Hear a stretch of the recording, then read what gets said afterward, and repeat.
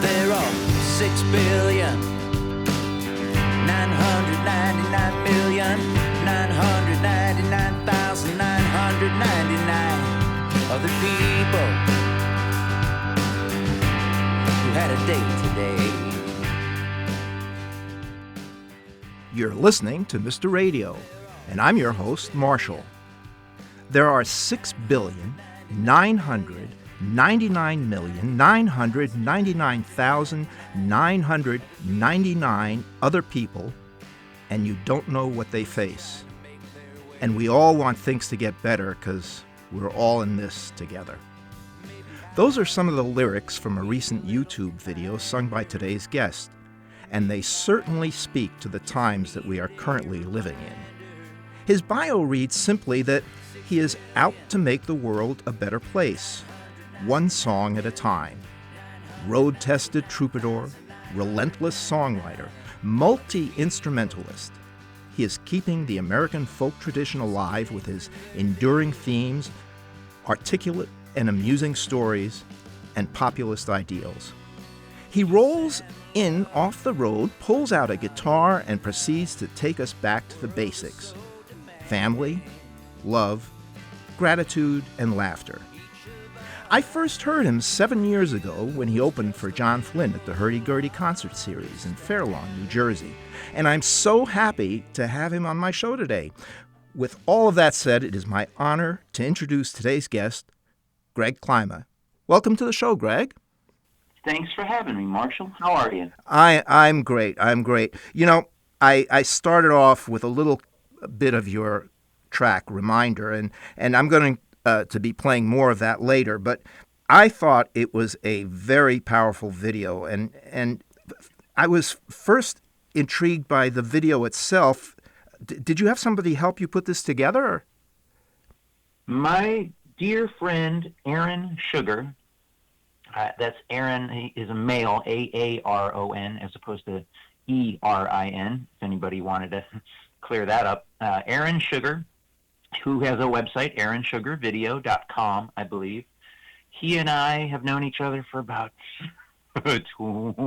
25 years now, I think, and he did some time working in television production and does freelance video work. And when I came up with that song and that recording, I asked him if he could put together a lyric video for it. I told him I didn't want to be in the video. It's not a song about me, you know. I didn't want any focus on performance or me playing the song. I wanted the lyrics out there to show everybody the song visually rather than to perform it, you know. I wanted the video to act out the lyrics a little bit, and he did that. Well, he did portray. Portray is the word I was trying so hard to find. He did an excellent job on that. As a matter of fact, it got me into, I have to confess, I've been binge watching Social Klyma, and I can see why you're a great storyteller, especially with your I-40 Roland, Oklahoma. True story. Not only is it a true story, something like that happened to me, but that's for another day. And yet I see all the comments under that. A lot of people have had that happen. Unfortunately, today, people are having it happen in a very negative way. An interesting thing about that particular experience for me is not in the story that I tell in that video. In the performance of that story, which I really don't tell it anymore. One, because I'm doing so much live streaming, and without an audience there to hear laughing, it doesn't work as well for me as the performer. But there's a part of that story that's just not funny, and so I've never worked it into the show. But that moment in my life, that I-40 Roland, Oklahoma moment, happened on an interstate in the state of Oklahoma near the village of Roland. The cop that pulled me over that day was a village cop. Village police officers do not have jurisdiction on the state interstate. he was out of his jurisdiction. But when you're in your car and you're pulled over and this person is standing there with a gun and handcuffs and all this authority over you, you comply. And I wound up, like, I think my insurance card wasn't in the car with me or something, because I'm on the road all the time, so there was mail waiting for me at home. So I had my registration and my driver's license, but I didn't have my current insurance card. And I wound up paying that little town of Roland, Oklahoma, something like $125 after a whole lot of stress. You know, with the moment that I got pulled over, through like the follow-up phone calls, the woman that I had to deal with on the phone, no lie, her name was Angie Biles. And I couldn't think of somebody that had more bile in her phone behavior than this woman that I spoke with in Roland. But wow, I can only imagine what it's like for other people in our country who get pulled over on a more regular basis and face that fear and that authority and all the bad stuff that can happen in that moment with these guys who are just on a power trip. I lost that moment. For me, is the moment I lost respect for police officers, and I don't like that is a result of that experience, but it's true. And when you see video like what happened to George Floyd, you know, it's like, wow, my experience was tame by comparison to the extent that this can go to. I certainly agree with you. You had another video, 1 Foot in the Grave. How did you do that? That was amazing. Oh, the more recent video, the one with Bill Pastelacqua? Yes. Once again, Aaron Sugar. I can't talk the man up enough. Aaron Sugar video. He's my primary collaborator on my live stream. I've turned it into a TV show with all this help from Aaron and his video wizardry. How we did that is a state secret. Okay. But I must say, you have quite an interesting studio. I'm looking at all the instruments. For the listeners who aren't familiar with what I'm talking about, just Google Greg Klyma and you'll see his studio productions. You have artwork on the wall. You have an array of instruments. Tell me about the artwork. The artwork in the room is by Joe Crookston, my friend Joe, who I'm sure your listeners know of through his music, and perhaps he's played concerts there at the Hurdy-Gurdy as well. Joe Crookston is a brilliant visual artist. I mean, he writes great songs. He's a multi-instrumentalist. He's a beautiful human being. And on the long list of things that you can say that are great about Joe Crookston, he is a stunning visual artist. He did artwork for my 2003 album, Another Man's Treasure, and when I was getting ready to record an album in 2017 called Never Knew Caroline, I contacted Joe and I said, hey, you know, that was great last time. You game to do that again? And he was game to do it again. And Joe asked me, he said, Greg, send me an email. Don't edit it. Just like sit in front of an email and type stream of consciousness for 30 minutes. Tell me your thoughts about the album. Tell me about the songs. Tell me whatever pops into your head. He was just type for 30 minutes and then hit send without don't read it back. Don't edit it. Just send me that. And Joe painted that. And then fast forward to more, let's say like maybe 2.5 years ago. Joe lives in Ithaca, New York. I live in Arlington, Massachusetts. Joe was coming to Greater Boston to play a concert. And I said, well, hey, you know, we got a guest room here at the house. You should stay with us. And he's like, thank you very much. I will. And he walked in with his banjos and his guitars and his fiddle. And he's like, I got to go out to the car, get some more stuff. Goes to get his overnight bag, and he has this other thing with him. And he took the cover off of it. That painting had been hanging on his wall in his house. And he brought it over here for me to hang on the wall here. And it's sort of like, you know how people will do like a clothing swap? Right. You know, it's like, hey, this sweater would look really good on you. So at some point, I'm going to have to take that painting off the wall and drive back through Ithaca, New York on my way to visit my family in Buffalo and give it back to Joe so he can hang it on his wall again for a few years, you know. Well, But the pandemic hit, and it sort of got in the way of the timeshare on the painting. well, you mentioned Boston, and in I think in 2019 you released "Why I Oughta," and that was a track from the album C&W, which Boston.com ranked among that year's top 10 rock albums, and they wrote that C&W, it stands naturally for coffee and weed. The album's sardonic opening track is amazingly the Boston country folk rockers' third album this year, and it's a doozy.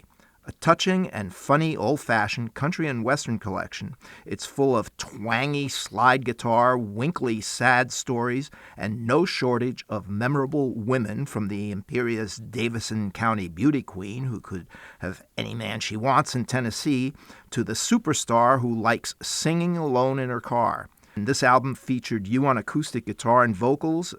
I'd like to play one of the tracks from it, which was Why I Oughta. Would you like to say anything about that before we play it? I would. In 2019, I got it in my head that I was going to release 3 albums. They're all available online currently exclusively at Klyma.bandcamp.com. Klyma. For anybody that doesn't know how to spell my last name, Klyma.bandcamp.com. I released 3 albums last year, and the way that worked for me was, without manufacturing a vinyl record or a CD or any other sort of physical product, I could just take the money that I would make from downloads to spend on the studio time to record the next album. And then I released the second album, made enough money in downloads, and went into the studio and recorded the third album. And C&W, which, that review is really kind. They're like, naturally stands for, but it doesn't. It's ambiguous. C&W could stand for country and western if you want it to. It just coincidentally opens with a song called Coffee and Weed, and then a few tracks later, you get a song that's very popular at my shows. A little something we're going to play for you now called Why I Oughta. All right, let's listen to Why I Oughta.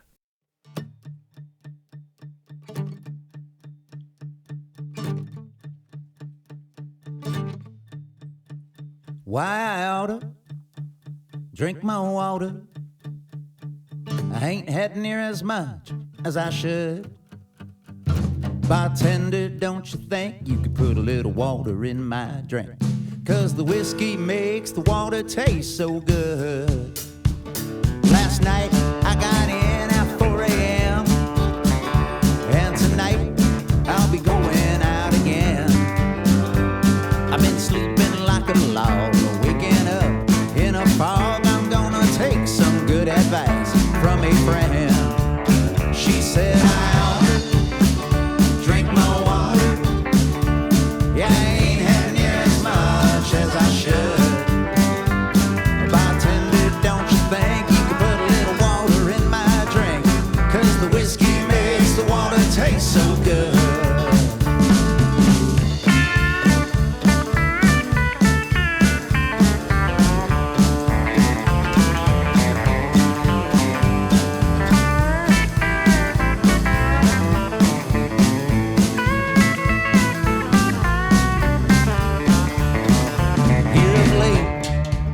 Been blacking out.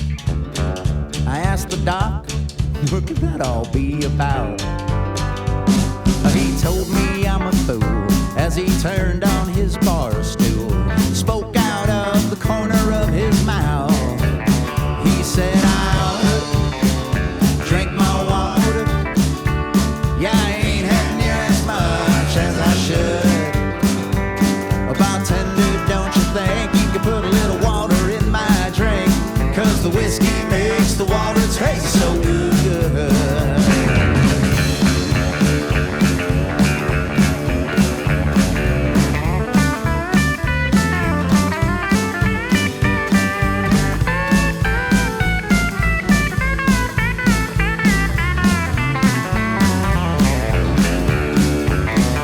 Now the moral of the story is I need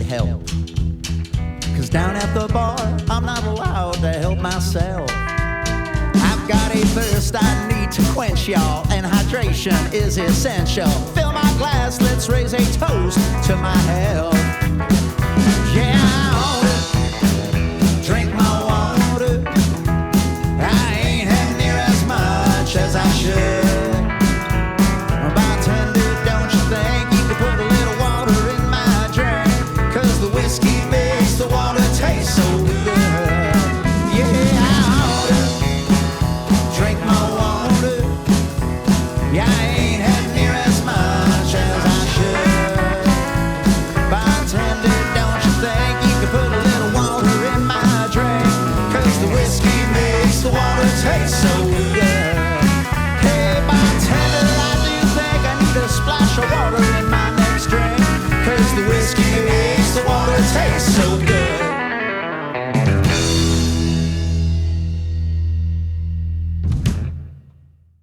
That was Why I Oughta, played by my guest today, Greg Klyma.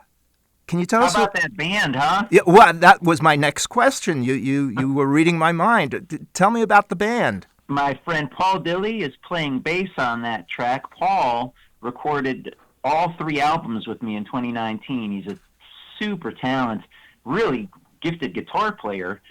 Plays piano really well too. But on the 3 albums that I recorded in 2019, he's featured on either electric or upright bass. And on that track, he's just playing the blazes out of his Fender bass. A drummer from the greater Boston area named David Andrew Moore, somebody that I recently collaborated with on a Christmas song called Beautiful Christmas. David Andrew Moore on the drums. Susan Cattaneo, who might be familiar to some of your listeners. She's a very talented singer-songwriter and a great vocalist. She came in and added to the harmony on the chorus. And that guitar playing is the one and only Duke Levine. In 2017, you released Never Knew Caroline. Correct. I'm curious, was Chris Christopherson an influence on you? How did he make it onto a track in this album? The answer to the first question is yes. Christopherson is somebody that I consider an influence. I was probably 12 years old when I did a deep dive into country music. When I was really young, my grandpa would play harmonica, my Uncle Billy would play guitar, and this would happen in the living room of my grandparents' house. My parents, my brother and I, later on our sister, and this is before cable TV. We didn't have 800 satellite dish channels available to us at the touch of a button. We had Grandpa and Uncle Billy playing music, and it was awesome.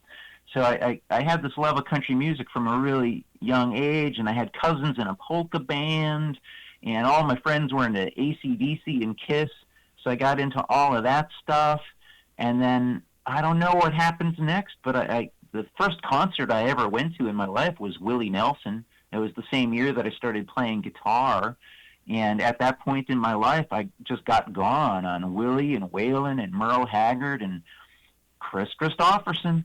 And fast forward 30-something years, and I'm living in Somerville, Massachusetts, and I had a record player in my bedroom, and I was listening to the very first Chris Christopherson album, which if people aren't familiar with it, you know half the songs on it from other people doing it. I mean, it's the album that has Me and Bobby McGee and Sunday Morning Coming Down and just on and on and on. All these great songs by Chris Christopherson. So I was listening to that and smoking a little of a green and drinking a little coffee and playing guitar, and this song just occurred to me in a flash. And I tell you, when you listen to the recording, it's a really slow song. I'm accompanied by Gerf Morlix on guitar, and Peter Case plays the Fender Rhodes on that track, and their childhood friend and my good friend Jim Whitford played the bass on it with Mike Levesque on drums. And it's a slow song, Marshall, but I wrote it down as fast as I could. And the way that ended up on the album is I was playing it for Peter Case, and I don't know if you're familiar with his work, but Peter's written amazing songs for, I don't know, 30, 40, 50 years now, and Hotel, A Million Miles Away with the Plimsolls, on and on and on. Peter Case is a national treasure, and we've become friends. And I said, hey, man, check out the song that I wrote. And when I played it for him, he was really flattering. And I was like, man, I got to record this. And if I can, I got to record it with Peter Case. And it just all worked out that way. Well, why don't we take a listen to Christofferson? Oh, yes, please. That'd be great.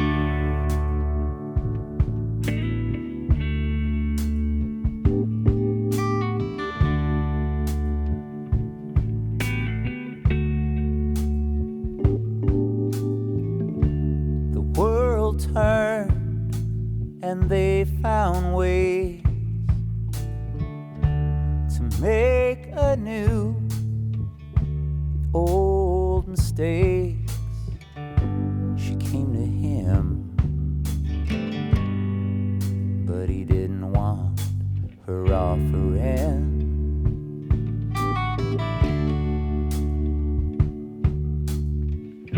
So she got high and listened to Christofferson.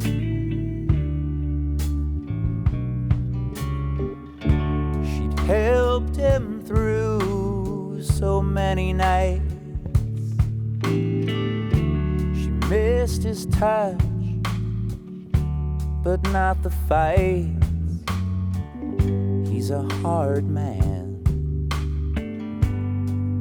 Don't know why she thought she could soften him.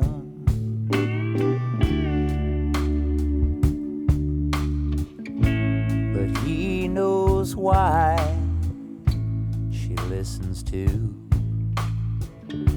Christofferson. He knows she's got nothing left to lose,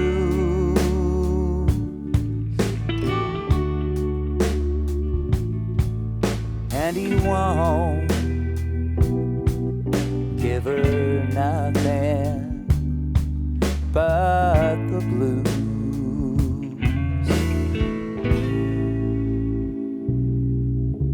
Yesterday dead and gone. Memories fade, but songs play on. She came on strong. She'll ease off again.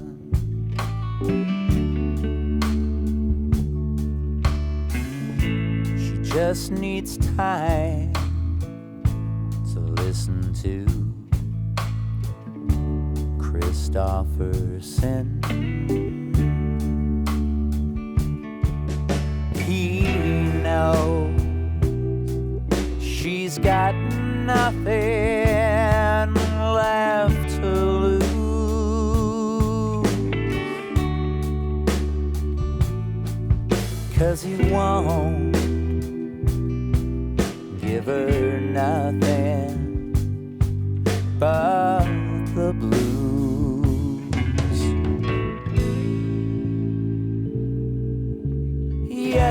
Yesterday is dead and gone.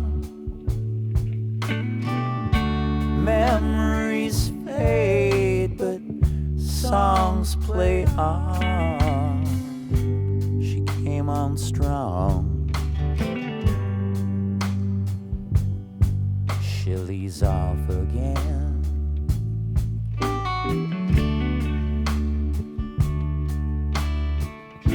She just needs time to listen to Christofferson.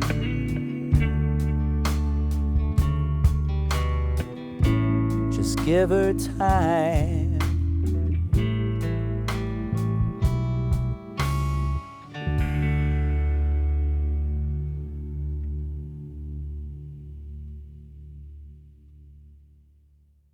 That was Christofferson, played by my guest today, Greg Klyma. I'm curious, how has the pandemic affected you? I know it's affected artists in both negative and positive ways. How about you? Well, the question I keep asking myself is, how is the pandemic happening for me? And for me, it gave me a chance to be still for the first time in 20 years. You know, January 7th is going to be my 50th birthday party. I was 28 years old when I started touring full time. And for the last couple of decades, it's just been constant go, go, go, go, go, go. Get in the car, go to the next place, book gigs, and then having gigs that are booked 3 months in advance, 6 months in advance, 2 years in advance. Some of these folk gigs that you book, they want to know right now if you can you be here in September of 2022? Like, I hope so. You know, I was trying to book something for 6 weeks from now, but if good Lord willing and the creek don't rise, I'll see you in 2 years. You know, so it's been really nice to just sit still and take stock and work on my craft. I get to do live streaming. Marshall, I love this format. There's no way that I could have asked everybody in the world to please stop doing what they're doing and turn their attention to live streams. And you have a couple of live streams coming up, I believe.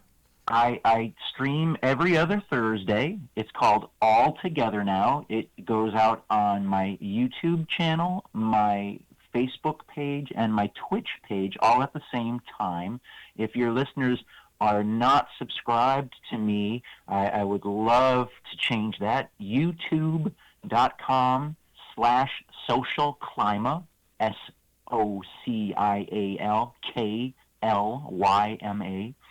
Social Klyma is my social media handle, so Facebook.com/Social Klyma, Twitch.tv/Social Klyma. And, you know, if you subscribe to me on YouTube, you get a notification. Same thing, I think, happens with the other platforms as well. I have December 17th, got a show coming up. Thursday, December 31st, going to do a New Year's Eve extravaganza. Thursday, January 7th, will be my 50th birthday. My actual 50th birthday is Thursday, January 7th. And then a couple weeks after that, we'll do another All Together Now. Me, Aaron Sugar, musical guests. Some of the people I've had on the show include Ely Amy, Janae Halstead, Joe Crookston's coming up. Bill Passalacqua, my good friend from out there in Effingham, Illinois, has been a regular guest on the show. So I have musical guests. I have a puppeteer friend who's been working with me. Got a brand new single called Beautiful Christmas available on my Bandcamp page, and there's going to be a video soon with me and the puppets. So I'm excited. I'm excited about all of this stuff, and none of it would have happened had there not been a global pandemic, because everybody turned to their computers for their entertainment. And it turns out I really love the format of live streaming, and I'm good at it. I feel like I found my niche. Well, Greg, I hate to say this, but we're running out of time. Marshall, it happens to the best of us. Yeah. You know, I'm so happy that you were able to take the time to speak with me. And I'd like to come full circle and close with Reminder. Thank you so much for having me on the show with you here, and you know, I guess I'll see you out there in the comments. Okay, very well, and thanks again, and I hope to hear from you again soon. That'd be great. We're going to close out with Reminder. You've been listening to Mr. Radio, and I'm your host, Marshall. Be sure to tune in next week for another episode of Mr. Radio. 6,999,999,999 other people who had a date today.